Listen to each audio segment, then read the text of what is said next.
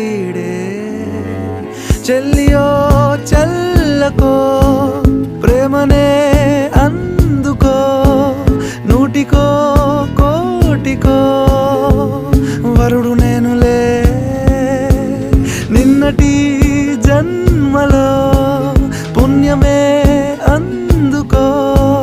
కాళ్ళనే అద్దుకో వధువుగానే మారిపోవే ఈ క్షణం స్వయం వరం ఇవాళ